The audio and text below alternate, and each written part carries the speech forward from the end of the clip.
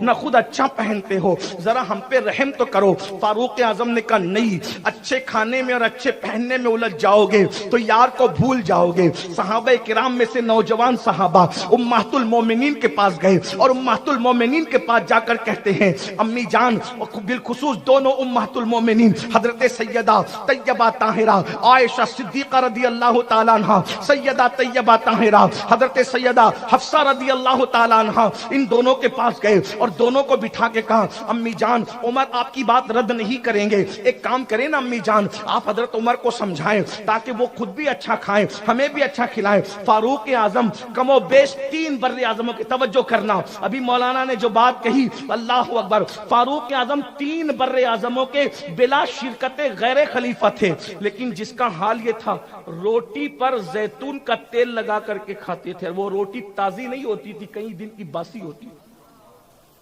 یہاں تو ہم کھانے کے لیے جی رہے ہیں اور کیا کھا رہے ہیں یہ بھول ہی چکے۔ صرف اچھا کھانا آنے دو، سود کے پیسے کا ہو تو بھی چلے گا، جوئے کے پیسے کا ہو تو بھی چلے گا، سٹے کے پیسے کا تو بھی چلے گا، حرام و حلال کی تمیز مٹ گئی۔ ہر سال حج کرنے والوں، ہر سال رمضان شریف میں عمرہ کے لیے جا کر کے پھدکنے والوں، داڑیوں کو خوبصورتی کے ساتھ تراشنے والوں، سفید لباس پہ گھمنڈ کرنے والوں، خوبصورت ٹوپیاں پہن کر مذہبی لبادے کے اندر اچھل کود کرنے والوں، اگر پیٹ میں حلال نہیں ہے تو تمہاری عبادت معتبر کہاں ہے؟ جس قوم کا لقمہ بگڑ جائے اس قوم کو کوئی اصلاح معاشرہ کی محفل سنوار نہیں سکتی۔ آج ہمارے لقمے بگڑ گئے ہیں۔ مذہب کا تو صرف نام ہے، مذہب ہے کہاں؟ مذہب کتابوں میں مقید ہے، مذہبی لوگ قبروں میں مقید ہے۔ یہاں تو نمائشیں ہو رہی ہے دین کے نام پر، دین کے نام پہ نمائشیں ہو رہی۔ اگر آج کسی کا بیٹا زنا کے اڈے پہ جا رہا ہے تو اس کو رونے سے پہلے سوچنا چاہیے کہ یہ جو حرام کے اڈے پہ میرا بیٹا گیا ہے تو قصور اس کا نہیں ہے، میں نے اپنے بیٹے کو کھلایا حرام تھا اس لیے حرام کے دروازے تک گیا۔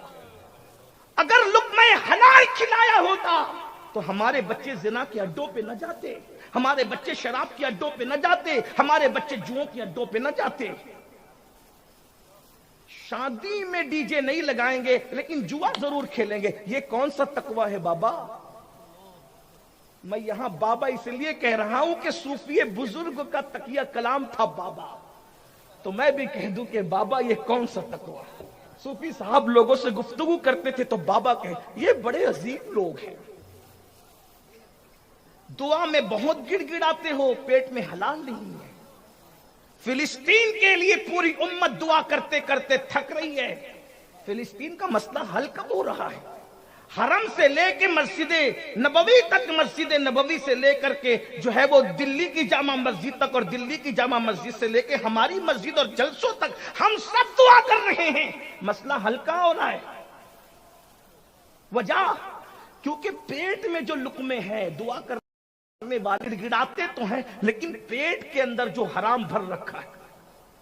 اللہ کے رسول علیہ السلام فرماتے ہیں جن کے پیٹ میں حرام روزی نہ ان کی دعا قبول ہوتی، نہ گوشت شریف والوں، باشنی والوں، گرد و نواح سے آنے والوں، اگر اللہ والا بننا ہے تو پہلے اپنا لقمہ چیک کرو، اپنے دلوں کو چیک کرو۔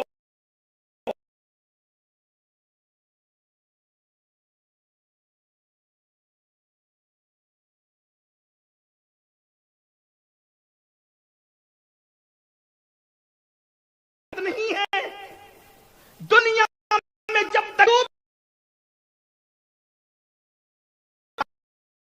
ایک صوفی نے کہا تھا سور کھانے اور شراب پینے سے اتنا نقصان نہیں ہوتا جتنا دنیا کی محبت سے نقصان ہوتا ہے۔ کیوں؟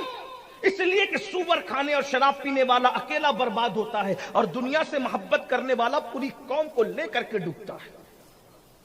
دنیا کی اسلام یہ نہیں کہتا کہ دنیا چھوڑ دو، لا رہبانیت فی الدین، دین میں رہبانیت نہیں. اسلام کہتا ہے دنیا میں رہ کر تاریخ دنیا بنو.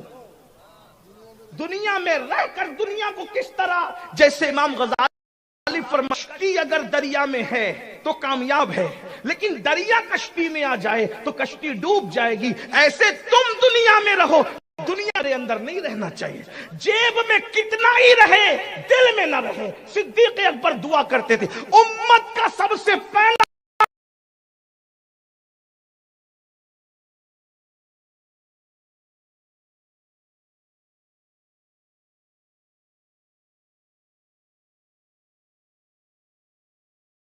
کی محبت نہ دے, عزت دے, عزت کی محبت نہ دے, شہرت دے, شہرت سب دے, لیکن اس کی محبت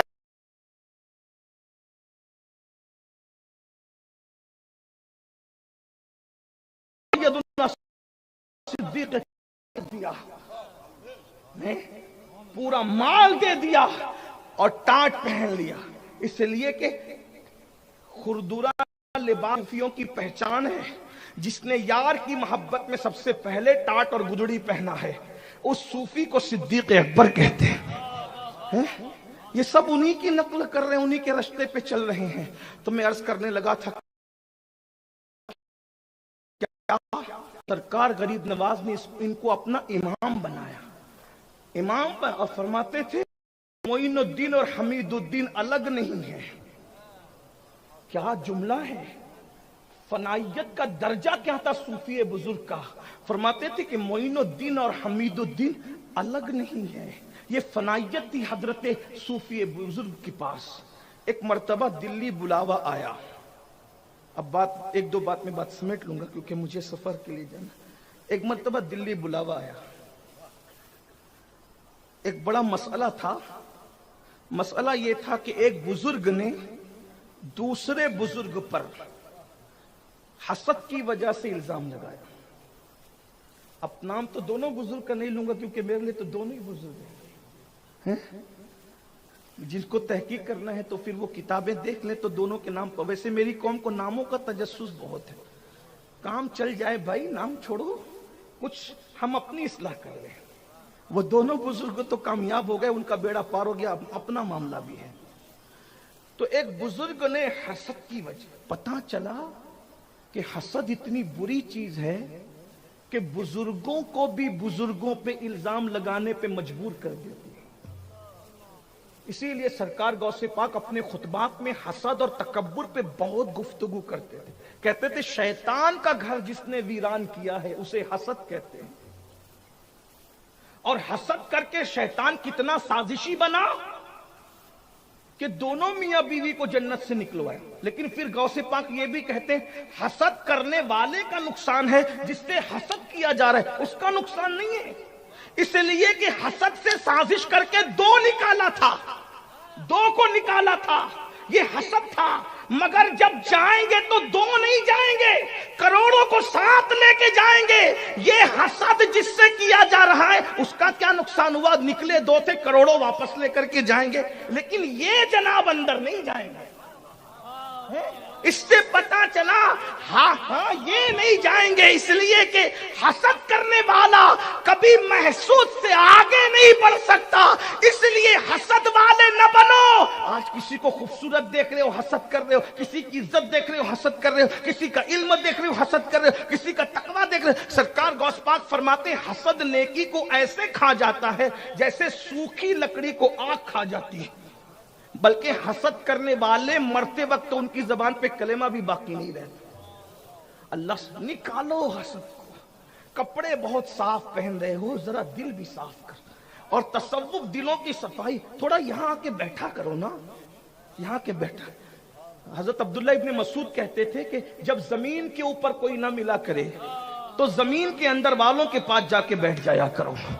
اس لیے کہ ہمارے یہاں اندر اور اوپر کی کوئی قید ہی نہیں ہے. جو فیض اوپر ملتا تھا وہی فیض اندر بھی ملتا ہے, بلکہ اندر جا کر کے تو اور پرواز تیز ہو جاتی ہے, اور پرواز تیز. یہ یہاں آ کر کے بچے مانگتے ہو, مانگو, اچھی بات ہے. دولت مانگتے ہو, مال مانگ, کبھی ان سے یہ بھی کہا کرو کہ جو آپ کا دل صاف ہو گیا تھا تھوڑا ذرا نظر ڈال کے ادھر بھی صفائی کر دے, تھوڑا دل صاف کرو نا. اور جب تک دل صاف نہیں ہے آپ تہجد پڑھنے کوئی فائدہ نہیں. میں آپ کو نمازوں سے دور کرنے نہیں ہے، لیکن یاد رکھیں دلوں کی صفائی شرط ہے. حضرت صوفی صحابی کا قول ہے، کہتے ہیں بغیر وضو نماز نہیں ہوتی. اصل وضو تو دل کی صفائی کا نام ہے. اصل وضو دل کی صفائی کا نام ہے. اصل غسل دل کے تزکیے کا نام ہے. پوری محنت صوفیہ نے. بہرحال تو ایک بزرگ نے ایک بزرگ پہ الزام لگایا. بادشاہ وقت نے دو بزرگوں کو بلایا، بھئی فیصلہ تم دونوں آ کے کرو. بادشاہ شمس الدین التمش کا نام سنا، انہوں نے بلایا دلی. دونوں بزرگ، اب دونوں کا نام نہیں لیتا لیکن ایک میں صوفی صاحب بھی تھے، نام بھی لیتا ہوں کیونکہ یہ فیصلہ کرنے آئے تھے، نہ الزام لگانے والوں میں تھے نہ الزام لگنے والوں میں تھے، لیکن ان کا نام لیتا. ایک تھے حضرت ہمارے بزرگ حضرت صوفی حمید الدین ناگور. دوسرے بزرگ تھے حضرت شیخ بہائے ملت و دین حضرت سیدی بہاؤالدین زکریا ملتانی. ہاں، یہ ڈائریکٹ خلیفہ ہیں شیخ الشیوخ شیخ شہاب الدین عمر سہروردی کے. اب گئے تو فیصلہ تو ہو گیا. فیصلہ جس بزرگ پہ الزام لگا تھا ان پہ ہو گیا کہ وہ بے گناہ ہے. جنہوں نے لگایا تھا وہ مایوس ہو کے رہ گئے. اب گئے تھے تو وہاں بڑے مذاکرے ہوئے. اللہ والے ملتے تھے نا تو اس کی نہیں کرتے تھے، وہ علمی مذاکرے کرتے تھے. تو حضرت صوفی حمید الدین ناگوری رحمت اللہ علیہ نے فرمایا کسی بزرگ سے، اب میں یہاں نام نہیں لوں گا کیونکہ اب بات تھوڑی نازک آ رہی ہے، کسی بزرگ سے فرمایا کہ یہ کیسے ہو سکتا ہے کہ دولت بھی ہو اور دل میں خدا بھی ہو. دولت بھی ہو اور دل میں خدا. اس لیے کہ دولت ہوگی تو یار نہیں ہوگا، دل میں یار کا جلوہ نہیں ہوگا، اور جہاں یار ہوگا وہاں دولت کا پیار نہیں ہوگا.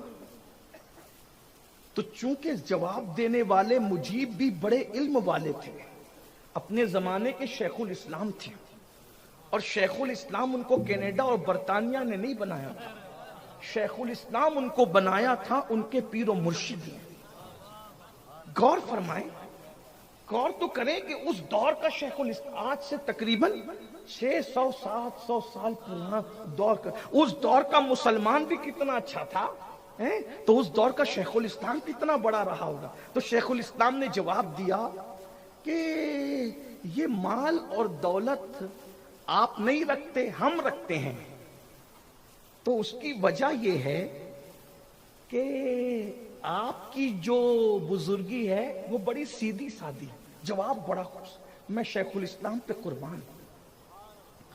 جواب میں بہت حسن ہے، بڑی منطق ہے، بڑی فلسفیانہ گفتگو ہے، بڑی علمی ندرت ہے. شیخ الاسلام جواب دیتے ہیں صوفی تمہاری جو بزرگی ہے وہ بہت سادہ ہے، اور جہاں سادگی ہوتی ہے وہاں نظر لگنے کا اندیشہ کم ہوتا ہے. دیکھیں تو صحیح نا، دیکھیں صحیح، سمجھنے کی کوشش کریں. میں بہت فلسفیانہ گفتگو جو انہوں نے کی تھی بہت سادہ سے لفظوں میں سمجھانا، اللہ کرے سمجھ میں آئے کہ بزرگی آپ کی بہت سادہ ہے. اس لیے جو جہاں سادگی وہاں نظر لگنے کا اندیشہ نہیں ہوتا. تو آپ کی بزرگی صوفی بہت سادہ ہے تو آپ کو نظر لگنے کا خوف نہیں ہے. ہم دولت، مویشی، سونا چاندی، مال دولت اس لیے رکھتے ہیں کہ ہماری بزرگی میں حسن کا میک اپ ہے. ہماری بزرگی میں حسن کا میک اپ ہے. تو جہاں حسن کا میک اپ ہو وہاں نظر لگنے کا اندیشہ ہوتا ہے. تو ہم یہ مال کو اپنے پاس اس لیے رکھتے ہیں جیسے خوبصورت لوگ گورے گورے مکھڑے پر کالا سا تل لگا لیتے ہیں. تو یہ دنیا کو ہم نے کالے تل کے طور پر اپنی بزرگی پہ لگا رکھا ہے تاکہ ہماری بزرگی کو کسی کی نظر نہ لگے. جواب تو دیکھیں نا.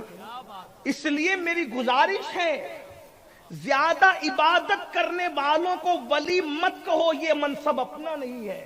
وہ نیک تو ہو سکتا ہے مگر ولی ہر آدمی کے ہاتھ میں مصلی، تسبیح مصلی دیکھ کے نہیں، دل کی کیفیت آپ کیا جانو.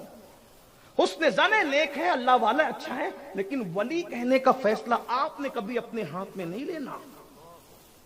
آج کل تو ہر بندہ ولی بنا ہے.